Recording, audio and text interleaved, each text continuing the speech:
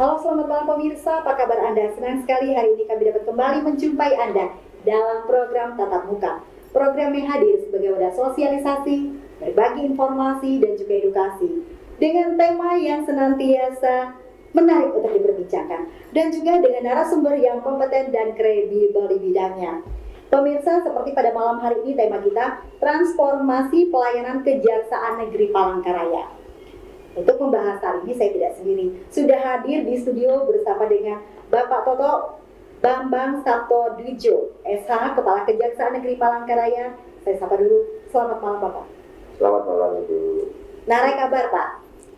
Ya. Narai kabar. Narai kabar. Narai kabar, jawabnya bahala Pak. Oh, bahala. Oke.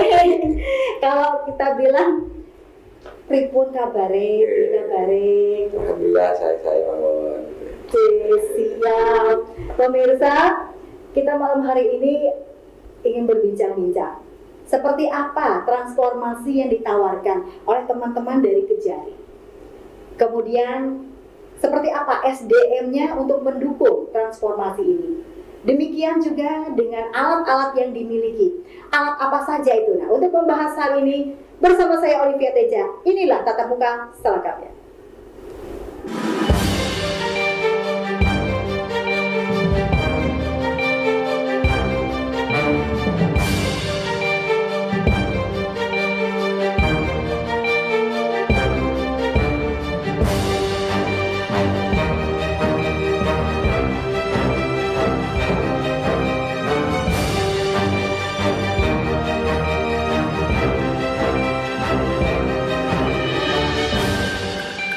Pemirsa, seperti tadi kita katakan, pelayanan yang ditawarkan oleh teman-teman dari Kejaksaan ini ada PTSP, pelayanan satu pintu. Nah, satu pintunya ini apa pintunya satu, di dalamnya banyak atau seperti apa? Langsung saja dengan pakai jari. Satu pintu Pak, apa pintunya lebar atau pintunya satu? Nah, itu seperti apa? Monggo dijelaskan. Terima kasih. Jadi saya sampaikan semboyan kebetulan di Palangkaraya ini kan adil kata lino bajuran kasuraga bahasa ada juga harus.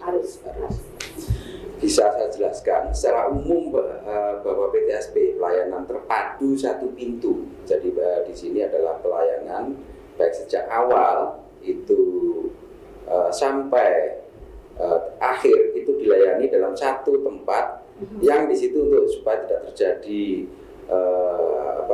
transaksional terjadi ini dan makanya di dalam satu tempat yang diatur di dalam perjanya yaitu perja nomor 11 huruf A JA tahun 2013 di situ diatur tentang standar pelayanan publik Kejaksaan RI.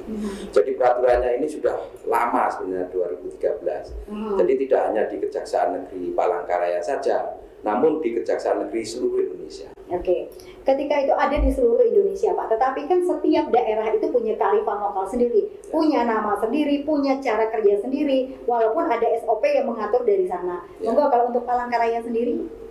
Jadi bisa saya jelaskan lebih lanjut ya bahwa di sana di samping ada perjanya juga di dalam pasal 15 huruf A di Undang-Undang Nomor 25 tahun 2009 tentang pelayanan publik, penyelenggara negara berkewajiban menyusun dan menetapkan standar pelayanan. Nah di situ. Jadi kebetulan di sini ada 6 bidang di tempat kita itu bidang pembinaan, bidang intelijen, bidang pidana umum, bidang pidana khusus, bidang perdata dan tata usaha negara, dan bidang barang bukti.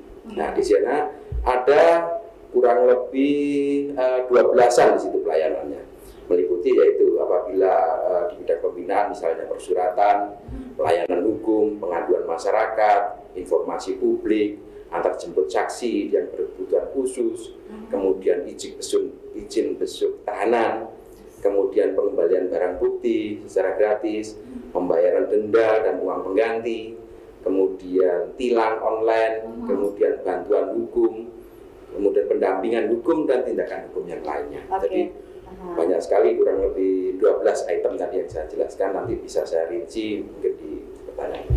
Yang menjadi primadona Pak, di situ yang paling banyak pelayanan apa nih Pak? Kan dari 12 nih Pak, yang masih terlihat seksi itu pelayanannya yang mana nih Pak?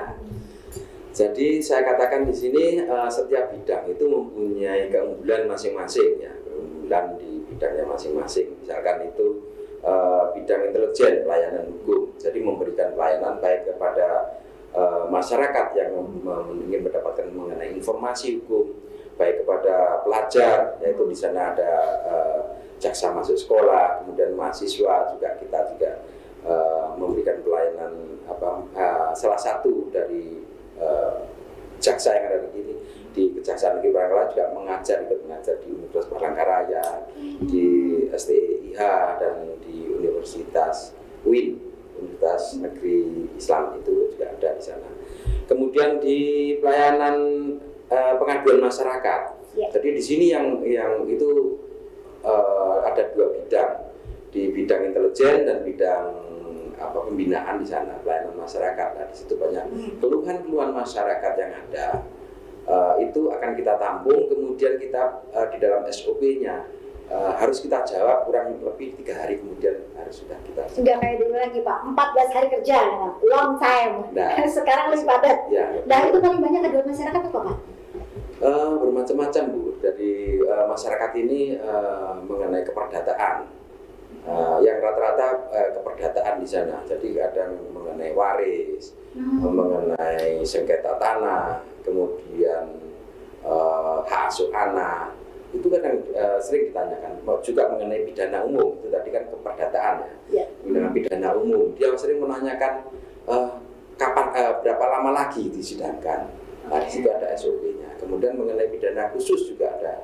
Pidana khusus dan di situ ketika dia dalam penyelidikan, kan kewenangan kita ada di penyelidikan, penyidikan dan penuntutan, kemudian eksekusi di bidang pidana khusus. Nah, di situ mereka tahap-tahapannya masyarakat tidak mengetahui. Mungkin dia tidak menggunakan penasihat hukum. Nah, nanti kita tunjuk dengan pengadilan mendapatkan bantuan hukum secara gratis. Nah, Bapak tadi kan menyebutkan tuh di awal bahwa sosialisasi atau supaya orang melek hukum mulai dari sekolah, kemudian universitas, malah teman-teman sudah mengajar. Lah kalau untuk masyarakat Pak, kalau zaman orde baru, orde lama, dulu kan ada masyarakat sadar hukum, tahu kadar hukum kalau dulu. Nah, kalau sekarang Pak, yang untuk masyarakatnya, masyarakat umum. Tadi sudah saya sampaikan bahwa dalam pelayanan masyarakat itu masyarakat sering datang atau sering menggunakan keluhan masyarakat karena kadang dia khawatir diketahui identitasnya dan kemudian yang jelas bahwa di situ ada alamat yang jelas. Yang penting ada alamat yang jelas dan bisa kita balas atau dia datang langsung ke kantor. Kalau ini kan berceritanya tentang langsung personal Pak, personal. Tapi yang untuk skup lebih besarnya, apa program dari teman-teman dari Kejari ini sendiri Pak? Ya, di sana misalkan kita memberikan itu yang pelayanan yang ada di RRI itu, ya di sana ada sambung rasa kalau ya dulu pada waktu eranya Pak Orde Baru ya Pak, atau waktu itu ada sambung rasa, di sana ada tanya jawab dan memang dengan keterbatasan anggaran di sana itu ada dua kali karena di sana juga tentunya kita ada berbayar juga mengeluarkan dana ini, jadi kita ada keterbatasan itu melalui media Pak ya. Melalui media. Kalau misalnya sekarang kan kita berpikir COVID ini akan segera berlalu. Nah, kemudian yang untuk tatap muka dengan masyarakat, saya bilang tadi kan kalau zaman Pak Harto langsung saja kita sebutkan itu ada kadar keluarga sadar hukum, itu langsung ke masyarakat lah. Kalau yang punyanya Kejari next ke depan, ini kebetulan saya ketika bertugas di sini memang pada waktu era pandemi COVID ya dari 2020-2021 kemarin itu, jadi memang belum ada kita laksanakan secara real di masyarakat. Namun untuk tahun 2002 yang insya Allah nanti kita bisa sudah selesai COVID-nya, kita akan ada program-program dari penerangan hukum pada masyarakat di desa-desa, atau di kelurahan atau di kecamatan. Nah, tentunya dengan ada perbedaan tingkat pendidikan ya, di situ tentunya kita memerlukan keterlibatan tokoh masyarakat di sana juga sangat diperlukan. Pak, saya juga tertarik bagaimana kita menjelaskan hukum ini dalam tanda kutip di sini, tetapi kita padukan juga dengan hukum-hukum lokal setempat Pak, sehingga tidak ada overlapping atau tidak ada berbenturan gitu Pak. Nah, menarik ini Pak. Nah, karena kita masih di sini kan sangat kuat masih namanya hukum adat. Nah, itu seperti jadi apa Pak? tentunya dalam menyampaikan kepada masyarakat, kemudian kita juga melakukan penegakan hukum itu tidak lupa dengan kearifan lokal dan kearifan lokal itu berbeda dengan seorang yang mencuri sapi atau mencuri kambing atau kuda di kota dengan di desa. Kalau mencuri sapi di desa itu tentunya dengan dipergunakan untuk alat untuk menggembungkan tanah, itu tentunya lebih ya nilai ininya lebih masyarakat lebih penting itu daripada orang di kota. Di kota kan dibutuhkan dagingnya saja. Nah, di situ harus kita pertimbangkan. Misalkan mencuri kepada masyarakat yang kecil tentunya akan lebih tinggi daripada ketika tuntutannya, maksud saya tuntutannya akan lebih tinggi daripada yang di kota tersebut. Berarti kita dalam penegakan hukum ini juga selain hukum itu tidak tebang pilih, tetapi kita juga harus melihat backgroundnya ya Pak ya. Kearifan lokal. Kearifan lokal itu tadi, oke.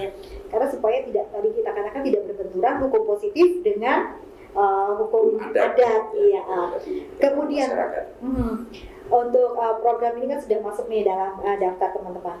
Program yang sekarang yang sudah dijalankan di PTSP ini sendiri, selain yang 12 itu, saya pernah baca juga ada spanduk, ada Putri Kepang dan lain-lain. Nah, bisa dijelaskan Pak? Ya, di sana masyarakat di Putri Kepang pelayanan satu pintu itu. Pak, kalau Putri Kepang aja nanti pemirsanya bingung Pak, apa Putri Kepang-Kepang atau seperti apa tuh? Nah, di situ ada sebenarnya ada singkatan dari si Putri Kepang itu sistem pelayanan umum terintegrasi di Kejaksaan Negeri Palangkaraya. Nah, ini lebih jelas.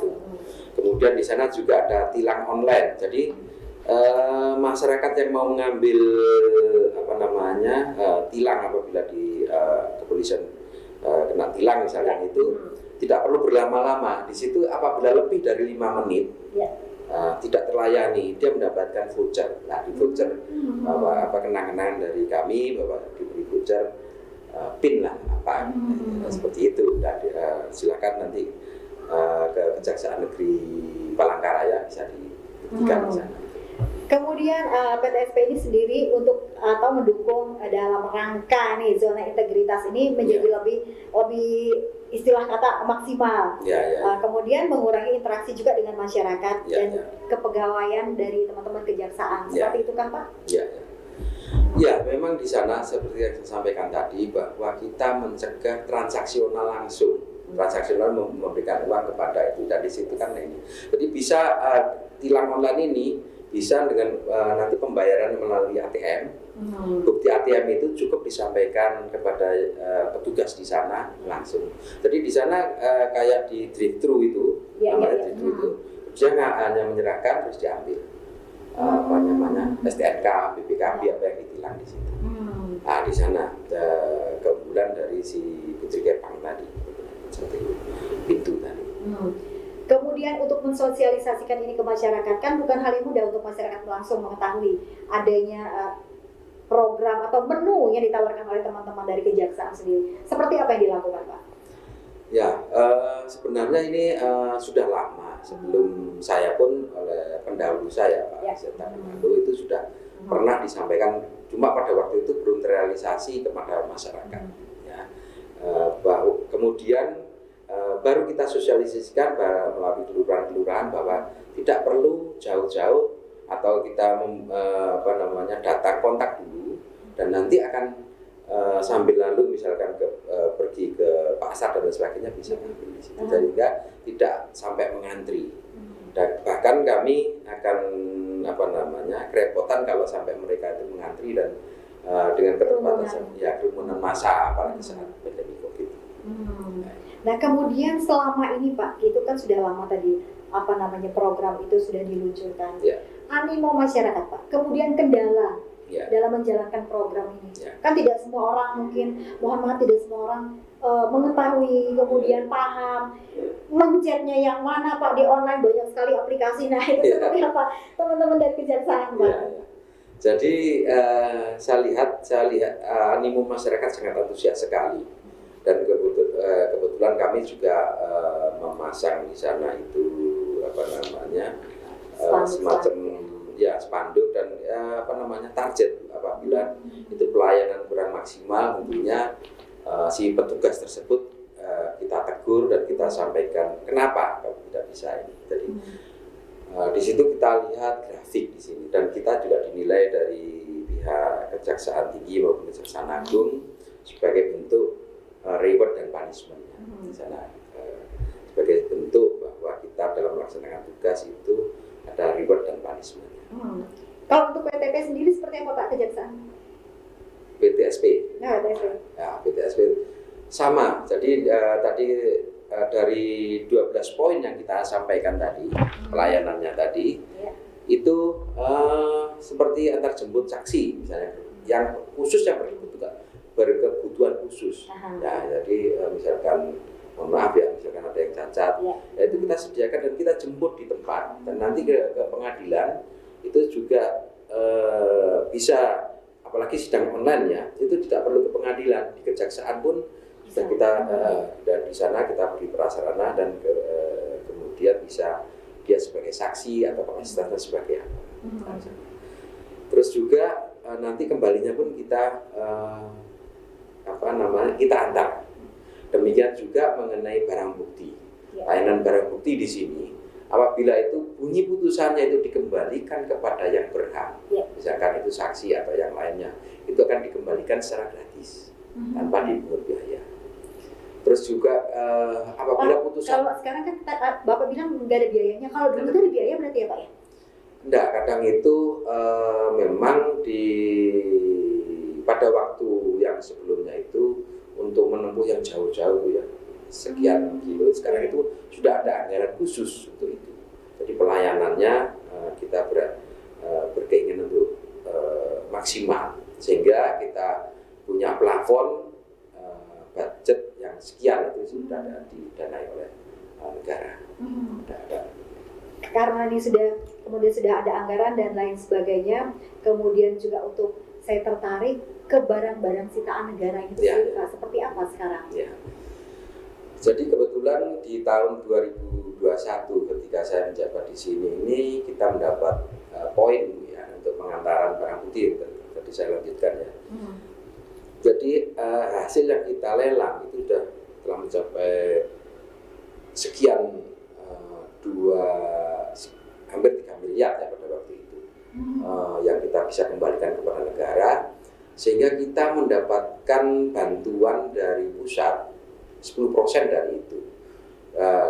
Kami diberi bis, di samping sebelumnya itu sudah punya mobil bak kecil ya, kita diberi bis, mini bis. Kemudian ditambah lagi kita anggaran untuk pembangunan, kalau kemarin itu ruang barang bukti berarti kecil, kalau ruang kita membuat gudang barang bukti luas di sana. Dan kebetulan saya juga mendapat bantuan dari Pemda setempat, Pemko Palangkaraya, itu anggaran untuk yang seharusnya itu bisa cuma 1 lantai, saya buat 2 lantai, karena yang bawah itu saya buat untuk barang bukti mobil dan sebagainya, yang atas sepeda motor. Jadi dengan demikian bisa kita jaga kendaraan atau mobil dari saksi dan lain sebagainya tersebut terjaga dengan baik. Sebelum dilelang Pak, karena sebelum dilelang. Nah, kemudian ketika sebelum dilelang ini kan biaya perawatan kan lumayan Pak. Nah itu seperti apa Pak? Kemudian SDM yang untuk merawat itu sendiri Pak? Itu ada anggaran dari tempat kita ini. Kebetulan saya sebelum sebagai kepala kejaksaan di sini, saya di pusat pemulihan aset di Kejaksaan Agung, sehingga tahu persis berapa anggarannya yang disediakan oleh setiap di Satker Satuan Kerja seperti Kejaksaan Negeri Palangkaraya.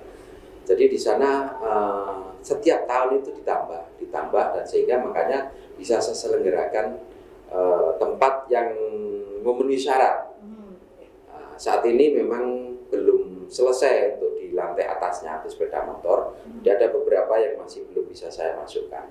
Ngomong-ngomong ada berapa sih Pak di situ sekarang? Nah, bisa saya sampaikan di sini untuk tahun 2002 saja, 2002 yang baru berapa bulan ini. Ini saya untuk mobil berapa, untuk motor Nah, berapa? Ini ya. soalnya ini menarik Pak, kalau mobil sama motor. supaya masyarakat. tidak salah makanya saya baca Bu ya di Iya, sini. oke. Dalam proses untuk lelang ini tahun 2002, jadi selama 3 bulan ini kurang lebih untuk kendaraan roda 2 43 unit, kemudian kendaraan roda 4 ada 11 unit, alat berat 2 unit, tabung gas LPG 173 buah, dan kayu sebanyak 3.707 kubik dan 1 rumah serta lahannya. Itu yang berhasil kita sita kurun waktu dari Januari sampai bulan Maret ini. Kalau yang untuk rumah ini seperti apa Pak? Jadi semua pada intinya nanti tergantung dari putusan pengadilan. Jadi kalau apabila putusan pengadilan ketika sudah inkrah itu bunyi putusannya itu dirampas untuk negara, berarti kita bisa melelang. Ya, tapi kalau itu dikembalikan kepada yang berhak, berarti kita kembalikan. Terus kemudian ada putusan yang lainnya, misalkan itu seperti eranya pada waktu zamannya Bu Susi itu, Ya. misalkan ada kapal ya ditenggelamkan, ya harus kita ini sebagai eksekutor. Ya. Di sini harus kita garis bawahi bahwa eksekutor itu tentunya jaksa. Jadi sejak untuk tindak pidana korupsi ya atau tindak pidana pencucian uang itu yang TPPU yang berasal dari korupsi itu penyidik, penuntut umum, eksekutor itu adalah jaksa. Khusus untuk HAM itu dari penyelidikan, penyidikan sampai penuntutan dan eksekusi juga jaksa. Jadi memang cukup luas bidang-bidang kita. Ngomong-ngomong yang punya rumah tadi kasusnya apa tuh Pak? Di sini kebanyakan yang ada beberapa, nanti saya ceritakan juga mengenai tindak pidana khusus. Kasus yang ada di sini kasus tindak pidana khusus, seperti korupsi. Jadi kalau itu korupsi, misalkan itu ada, taruhlah korupsinya itu sekian ratus juta atau sekian miliar ya, itu untuk menyelamatkan aset, aset negara yang nanti harus dikembalikan itu kita sita dulu. Tanah dan bangunan, nah di situ. Nah nanti kemudian yang di dalamnya gimana Pak penghuninya Pak? Apakah mereka dipindahkan? Apa mereka boleh tetap di situ atau seperti apa? Kalau ini karena memang ini kan kasus ini juga belum inkrah ya, jadi dia kita titipkan kepada yang orang yang ada di situ bahwa ini dalam pengawasan di sitaan Kejaksaan Palangkaraya, nanti perawatannya di dia. Gitu. Karena ini Bapak tadi juga mengatakan semakin banyak program, kemudian pelayanan untuk SDM-nya sendiri seperti apa, tetapi jangan dijawab dulu. Ya. Pemirsa, jangan kemana-mana, kami akan kembali setelah jeda pariwara berikut ini. Tetaplah bersama kami di Tatap Muka.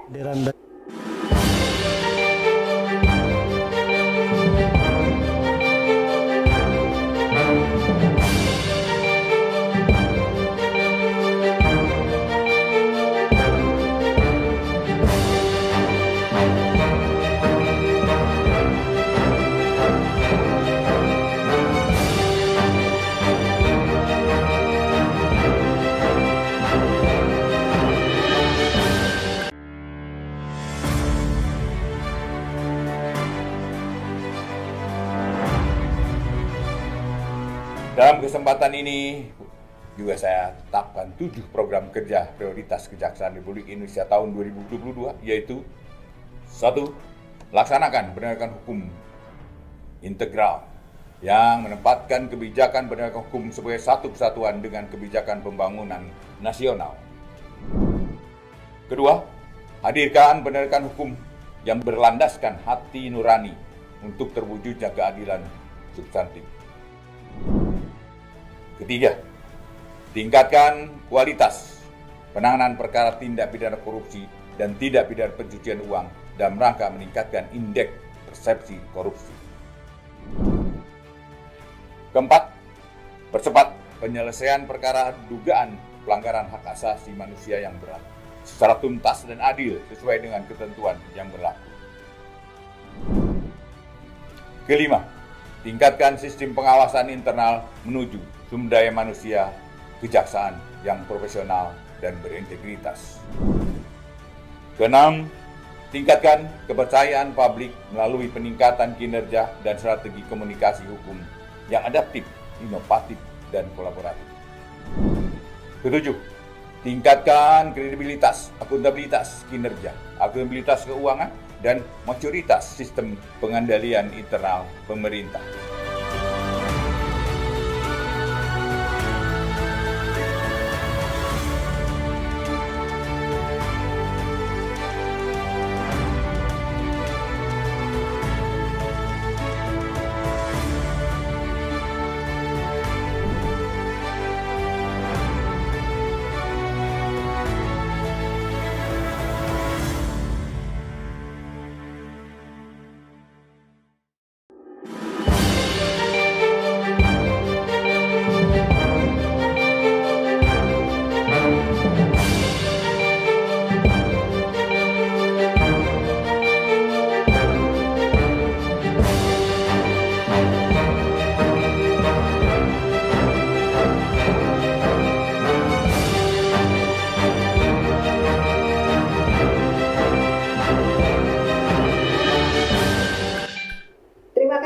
Anda masih bersama kami di Tatap Muka. Tema kita hari ini transformasi pelayanan Kejaksaan Negeri Palangkaraya.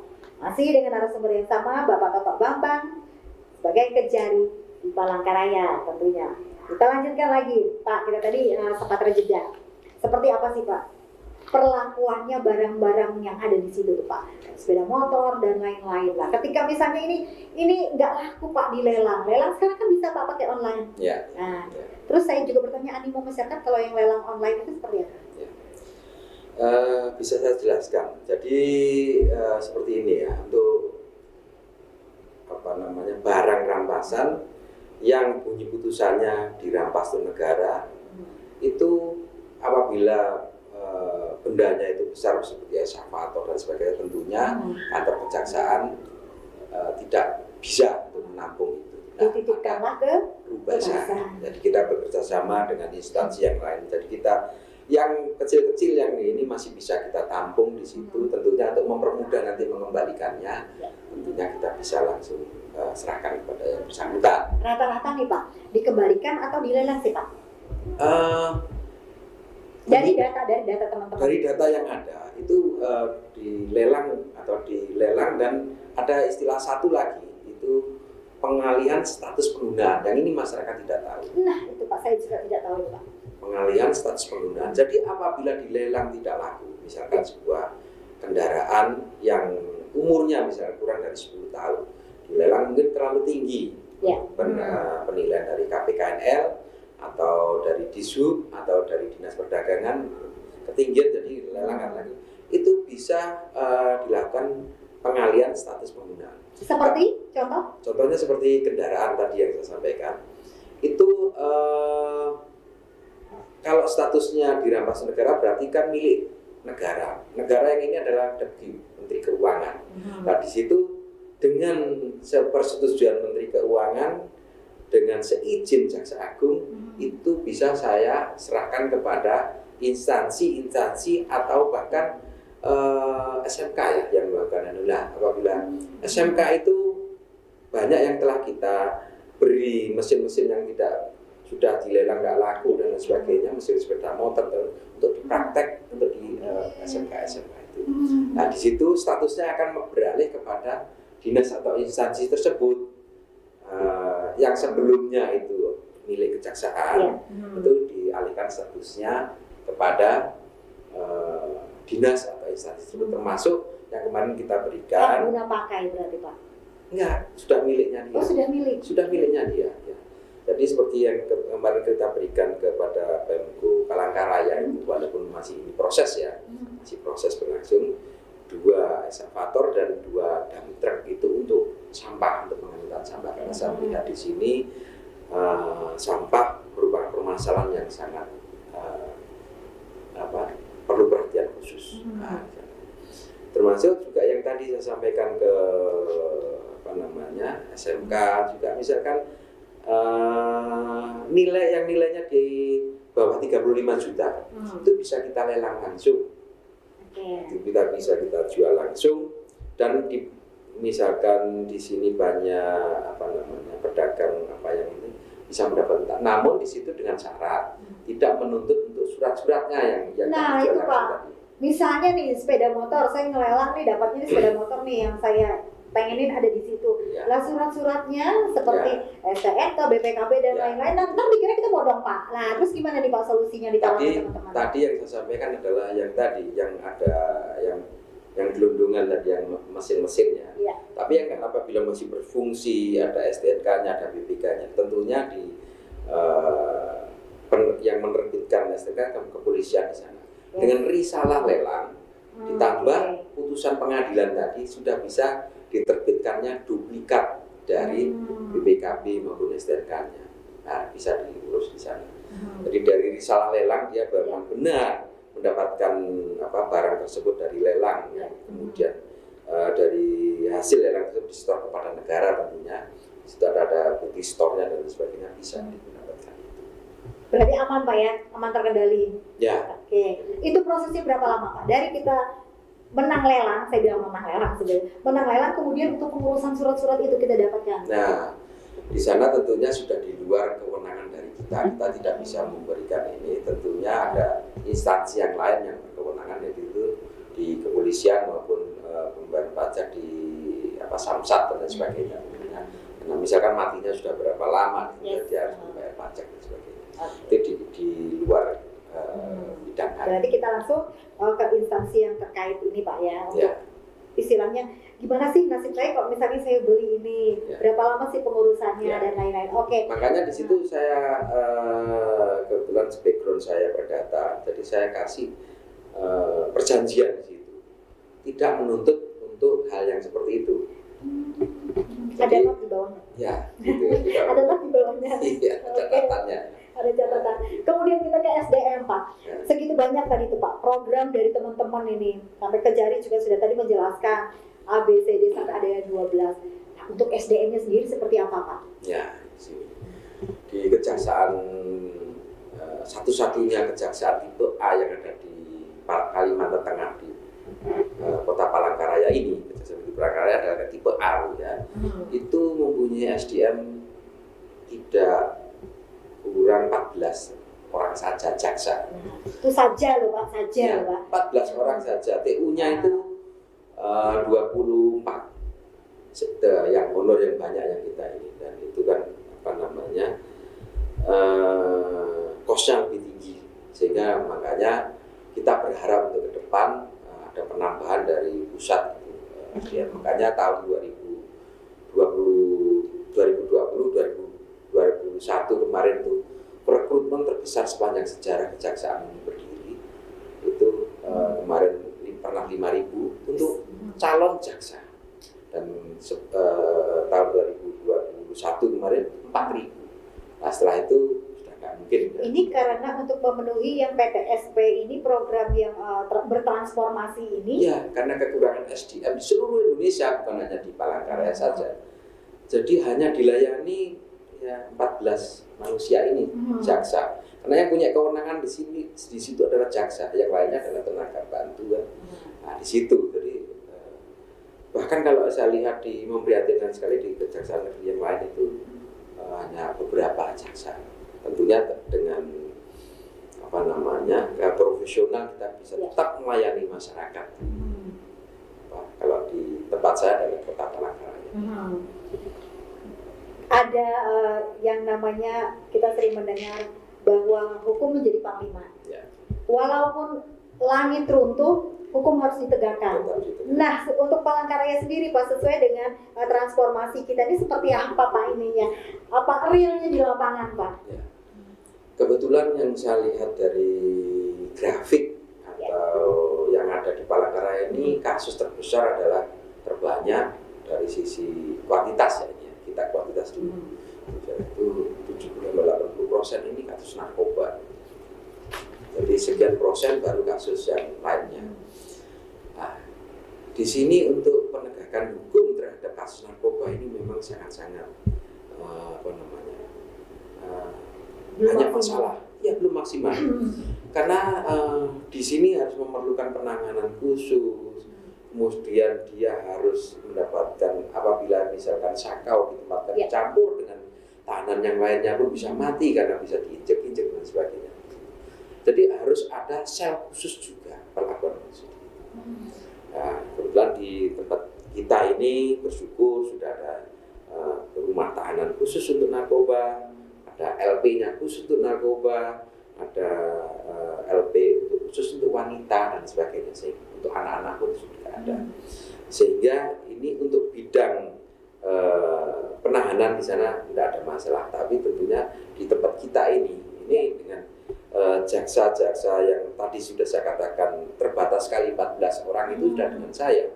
Itu untuk kasus-kasus yang sedemikian banyaknya ini perlu penambahan satu SDM, yang kedua koordinasi antara instansi terkait antara kepolisian, pengadilan dan LP dan atau rutan tadi. Selama ini kalau kita melihat di media massa juga teman-teman dari kejaksaan sering sekali membuat MOU dengan dinas-dinas, instansi-instansi terkait. Ini dalam rangka juga transformasi ini, Pak. Ya, kita dengan beberapa pihak ya, untuk bidang datun itu kita bekerja sama, baik BUMN, BUMD, Pemko. Nah, utamanya Pemko di sini.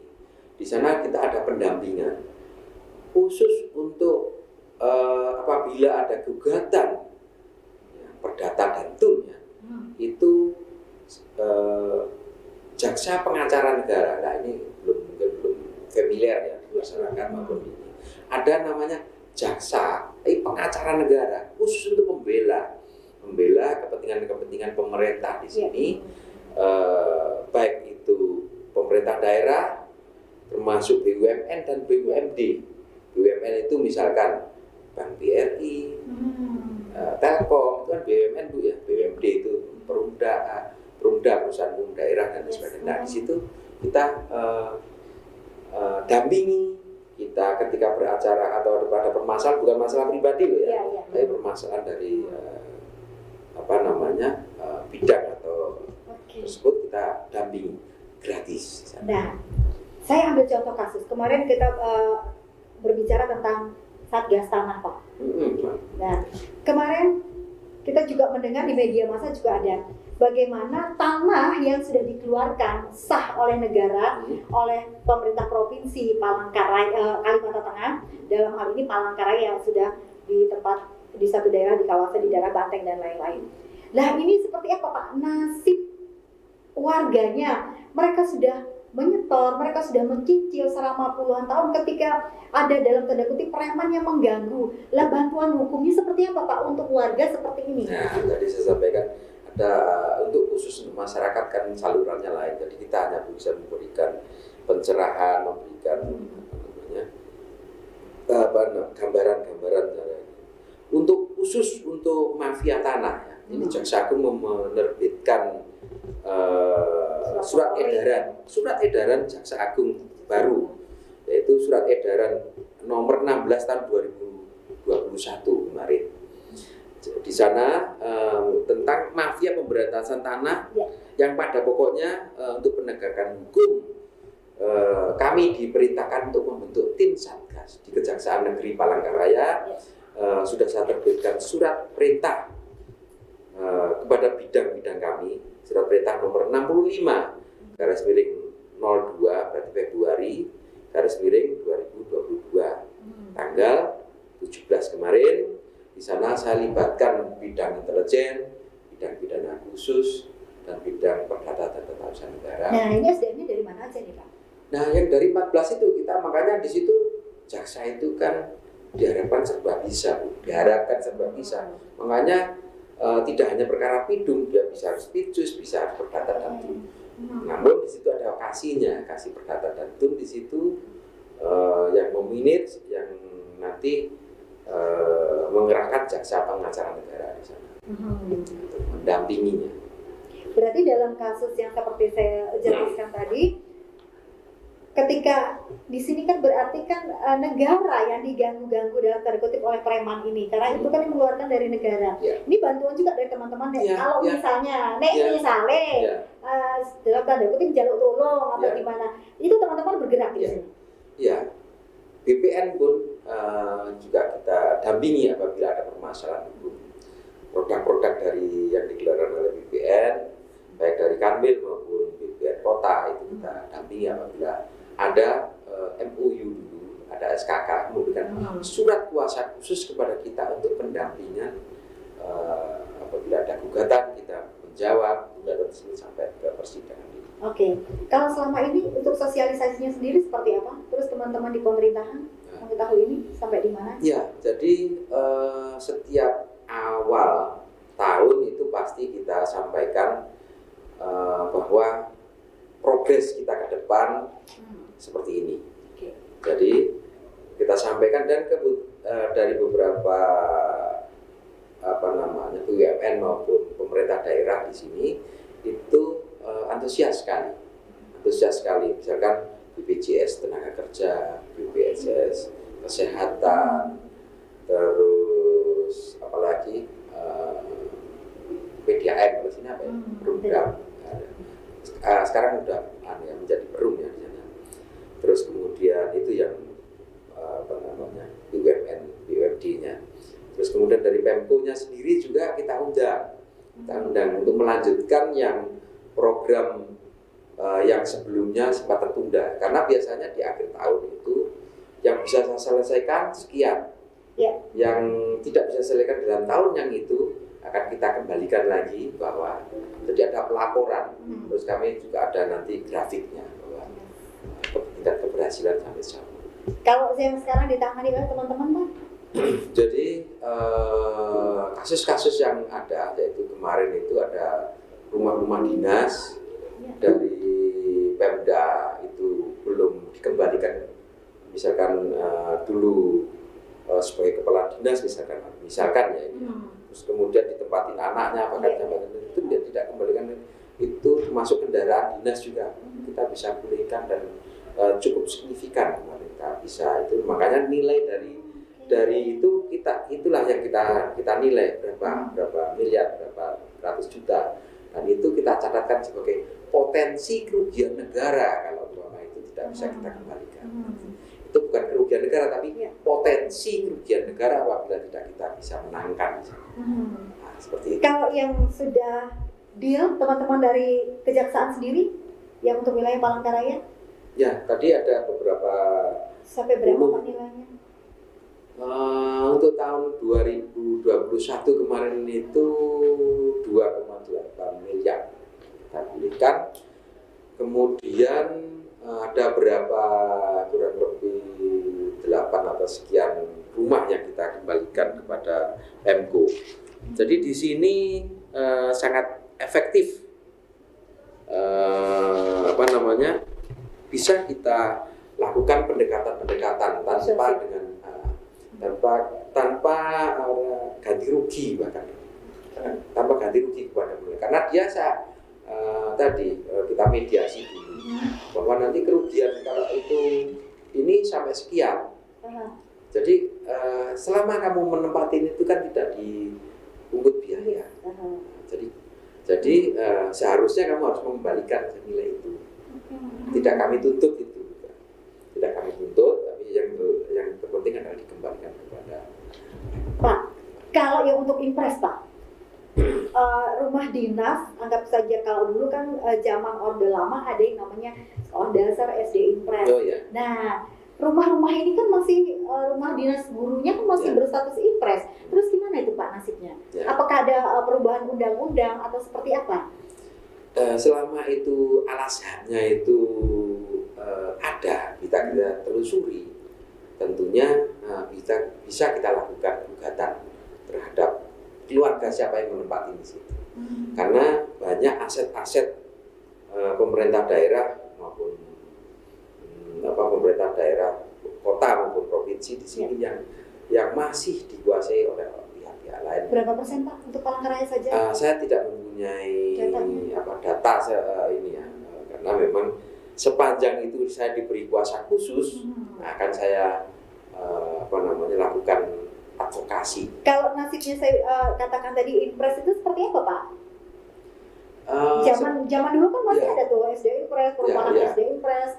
Jangankan yang perumahan-perumahan seperti itu, ya kita lihat aja masyarakat dulu yang transmigran tahun 80-an ya waktu itu, ketika sertifikatnya diganggu oleh orang lain pun kita juga advokasi di sana.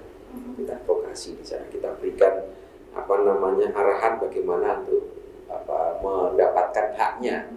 Karena di sana tentunya belum terbit hak milik seperti tanah-tanah di Jawa ya pada waktu itu. Mungkin masih hak guna bangunan, hak garap, atau bahkan SKT masih itu. Namun dia sudah menempati lebih dari 20 tahun. Nah itu bisa mengajukan hak. Jadi sebenarnya di Undang-Undang Agraria itu memberikan kelonggaran. Ya, inilah yang sering terjadi penyerobotan di daerah-daerah atau bahkan di kota Jakarta pun gitu. Seseorang menempati tanah tersebut selama 20 tahun itu bisa mengajukan hak.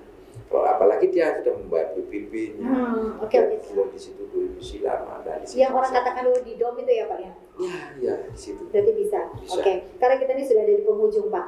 Saya tertarik bagaimana kasusnya sekarang ini sampai di mana kasusnya jambu kristal Pak.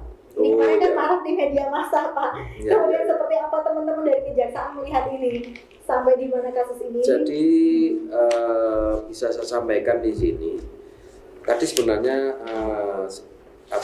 belum lengkap yang saya sampaikan ke Ibu tadi mengenai pertanyaan Ibu apabila tadi ya nanti ke jambu kristal ya, ke ini masih ada kasus yang lain. Itu apabila bagaimana barang rampasan atau barang sitaan jangan sampai rusak. Kemudian bagaimana cara melelangnya? Itu saya kasih jalan keluar di sini. Bahwa itu menggunakan pasal 45 KUHP. Isinya? Yang di situ disebutkan bahwa pasal 45 untuk barang dalam hal benda sitaan yang lekas rusak atau yang membahayakan sehingga tidak mungkin untuk disimpan sampai putusan pengadilan perkara yang memiliki kekuatan hukum tetap itu atau memerlukan biaya yang tinggi itu bisa dilelang dengan pasal 45 ayat 1 ini.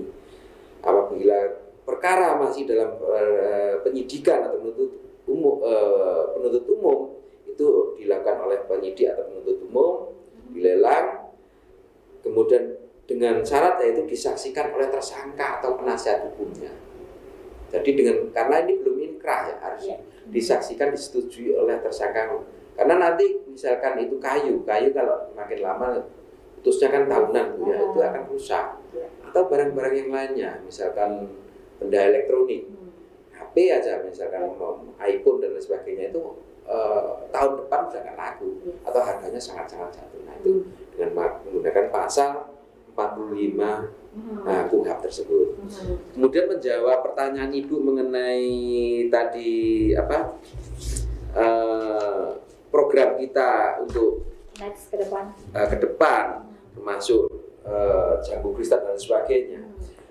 Dalam tahun 2020 itu program tahun 2021 sebenarnya Bu. Kita ada 3 kasus yang kita selesaikan, yaitu perkara tersebut adalah BANPAUD, yaitu Badan Akreditasi Nasional yang saat ini atau tadi siang ya, sudah putus, namun belum inkrah ya, artinya dia bisa menyatakan pikir-pikir atau menyatakan banding dan lain sebagainya di sana. Kita pun juga belum menyatakan sikap, artinya kita sikapnya pikir-pikir saja di sana. Itu sudah putus. Terus kemudian ada lagi anggaran BTT program budidaya jambu kristal ini. Nah, jambu kristal di sini ini masih dalam penyidikan. Jadi kita tidak bisa karena ini ada rahasia negara yang bahwa kita harus melindungi siapa yang nanti calon-calon tersangka ini, karena kita nggak boleh trial by the pers, pengadilan oleh pers ya. Jadi harus saya keep siapa tersangkanya atau dan lain sebagainya sampai. Tapi kami lakukan masih bergulir dan itu masih dalam penghitungan di BPK.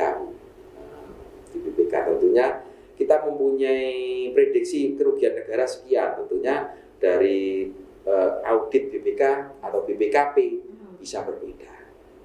Pengadilan hanya menentukan berapa kerugiannya, realnya di sana bisa berbeda.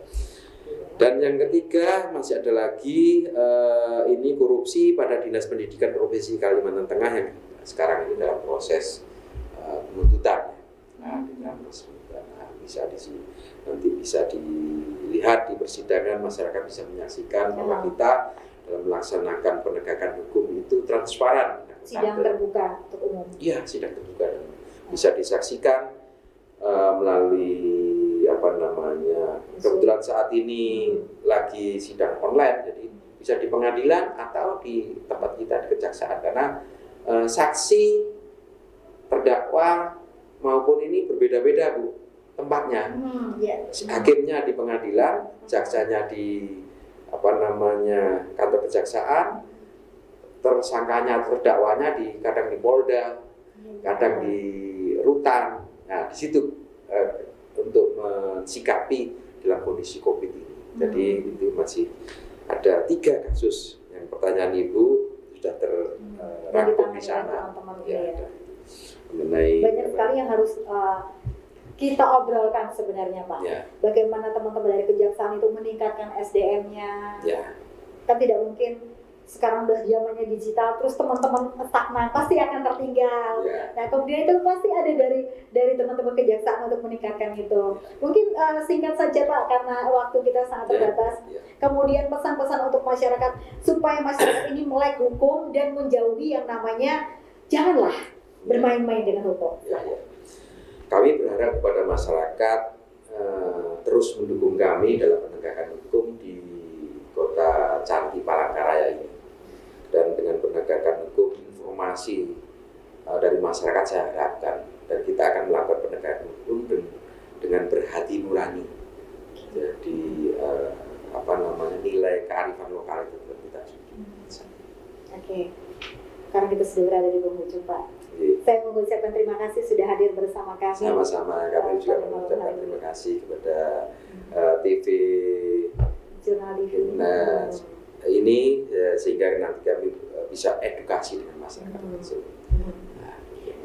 Dan juga kita berharap teman-teman juga bekerja lebih sigap lagi, kemudian sosialisasi itu tidak berhenti. Amin. Sehingga yang namanya Kalimantan Tengah, Palangkaraya sangat minim dengan yang namanya berurusan dengan hukum maunya kita. Sebenarnya ada beberapa pertanyaan lagi yang sudah tersimpan, tetapi next time kita ketemu lagi. Siap. Pemirsa, demikianlah akhir perbincangan kita pada malam hari ini dengan tema transformasi pelayanan Kejaksaan Negeri Palangkaraya. Dengan narasumber Bapak Toto Bambang Saptoditjo, SH Kepala Kejaksaan Negeri Palangkaraya. Saya, akhir kata Olivia Teja bersama teman-teman yang bertugas pada malam hari ini pamit undur diri dari hadapan Anda. Sampai jumpa, salam sehat. Terima kasih.